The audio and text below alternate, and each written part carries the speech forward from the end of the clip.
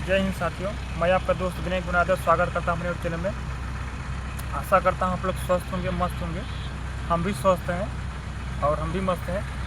कल हमारा होमगार्ड का पेपर था, तो कल हमारा होमगार्ड का पेपर जो बनारस में सेंटर दिया गया था, उस स्कूल का नाम था गुरु नानक खालसा इंटर कॉलेज वाराणसी। मैं अपने ब्रांच से बनारस गया था पेपर देने, ठीक है। पेपर देने जब मैं गया तो जब मेरा आधार वेरिफिकेशन जब होता है तो वहाँ मेरा आधार वेरिफिकेशन नहीं हुआ। जब मैंने होमगार्ड का जब मैं फार्म अप्लाई कर रहा था तो मैंने ड्राइविंग लाइसेंस का फार्म अप्लाई किया था। दोनों सीट का मैंने एग्ज़ाम देखा हूँ, पेपर देखा, किसी का कोई फंसा नहीं है उसमें। जैसे 100 क्वेश्चन अगर जीएस का है तो 100 में से केवल 10 से 5 से फंस रहे हैं, बाकी सब बाहर ही आ रहे हैं। क्यों आ जा रहे हैं भैया? आप लोग 200 400 रुपये बैच लिवा रहे हैं लड़कों से। आज 12 घंटे 6 घंटे लाइव चलवा रहे हैं। किस चीज़ का लाइव दिखवा रहे हैं? हर एक लड़का अगर किसी एक मास्टर का अगर ऑनलाइन चल रहा है क्लास, तो उसमें कम से कम 7,000 8,000 भी देखते हैं लोग, देखते हैं ना। देखने के बाद उसमें से अब फंसा कितना है? केवल 2-3 क्वेश्चन। तो ऐसा पढ़ाने का क्या मतलब है बताइए हमको? ट्रेनिंग जैसे स्टूडेंट जो शिक्षक है, शिक्षक मतलब ये नहीं होता कि किसी स्टूडेंट को खाओ में झोंक दे, उसको होता है कि आगे बढ़ाए। और हमारे जो ऑनलाइन क्लास वाले जो ऑनलाइन टीचर हैं, वो हर एक स्टूडेंट के साथ खिलवाड़ कर रहे हैं। आप लोग समझिएगा गौर से।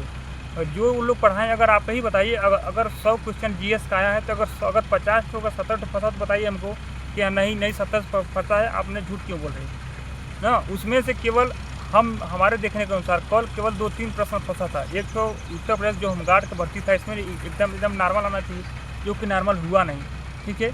एकदम टॉप लेवल का क्वेश्चन आया। पहली बात, उत्तर प्रदेश से केवल एक तो न तो मानसून से आया, न तो जलवायु से आया, न तो मतलब कोई उत्तर प्रदेश बैकग्राउंड से कुछ उठाया ही नहीं था। केवल एक त्यौहार आया था, एक तो दीपावली, एक तो होली, और एक तो आया था क्या बोलते हैं जीव विज्ञान से। बाकी तो सब करंट से आया था। तो भैया आप लोग के पढ़ाने का टीचर जो लोग हैं, उन लोग से हमारा सवाल है, आप लोग के पढ़ाने से का मतलब है? आप ही लोग बताइए। अगर जब 1000 10,000 बच्चे वहाँ उन लोग का क्लास ले रहे हैं, 6 घंटे 5 घंटे 12 घंटे मैराथन चला रहे हैं, अगर उसमें अगर 10 लोग का अगर 20 लोग का सिलेक्शन नहीं होगा तो आप लोग क्या करेंगे बताइए? तो बताएंगे कि हमारे से यहाँ से इतना 10,000 सिलेक्ट हुए, 2 लड़के। आप ही देखे होंगे उन लोग का जो ऑनलाइन चलाते हैं ना, अगर एक लड़का अगर सिलेक्शन होता है तो उसको वीडियो में लाइव दिखाते हैं कि इन्होंने सिलेक्ट हुआ। तो भैया 10,000 लड़के में केवल एक ही आपका सिलेक्ट हुआ, बाकी लोग कहाँ गए? मतलब हमारे कहने मतलब ये है कि आप लोग एनसीईआरटी पर आप लोग ध्यान दीजिए। एनसीईआरटी अगर आप लोग पढ़ेंगे तो आप लोग का सिलेक्शन कोई रोक नहीं पाएगा। पर आप लोग ध्यान दीजिए, खास तौर से अगर एनसीईआरटी अगर आप लोग पढ़ेंगे 1 से लेकर 6 से लेकर 12 तक, उसी में सारा क्वेश्चन बना रहे हो।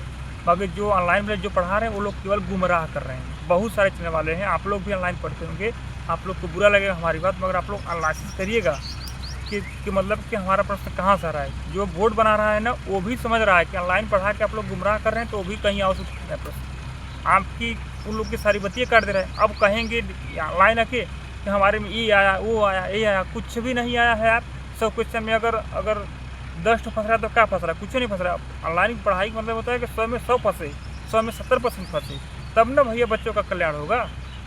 तो यही सब है ऑनलाइन। और हम तो यही कहेंगे आप लोग से विनम्र निवेदन है कि भैया आप लोग ऑनलाइन से बचिए, जितना हो सके उतना एनसीईआरटी पर फोकस करिए, अपने मन से नोट्स बनिए, अपने मन से पढ़िए। ऑनलाइन के चक्कर में रहेगा तो कभी कल्याण नहीं होगा, ये लिख लीजिए।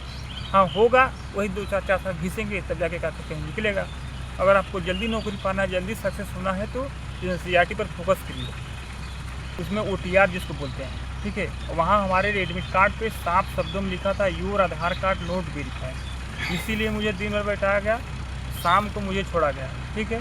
शाम को वहाँ छोड़ा गया तो उसके बाद पहली बात यह है कि वहाँ जो जब वेरिफिकेशन होता ना, तो वहाँ अंगूठा सिस्टम था, आँख वाला नहीं था। आँख से नहीं हुआ तो बोले कि ठीक है आप जाइए इलाहाबाद, सोमवार को मुझे रेफ़र कर दिए इलाहाबाद जाऊँ को, वहाँ आँख से वेरिफिकेशन होगा, उसके बाद मैं होमगार्ड का पेपर दोबारा दे पाऊँगा, अगर होगा तब।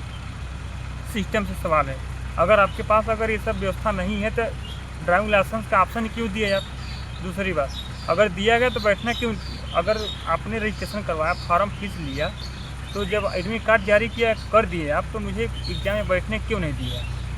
ठीक। और तीसरी बात ये है कि जो जितने भी बच्चे ऑनलाइन क्लास कर एनसीईआरटी पे ध्यान लगाइए। 1 से लेकर 12 तक सारे विषय को रट जाइए, सारे विषयों को समझिए। रटने से नहीं होगा, समझने से होगा। समझेंगे तो काम बढ़ेगा और आगे होगा।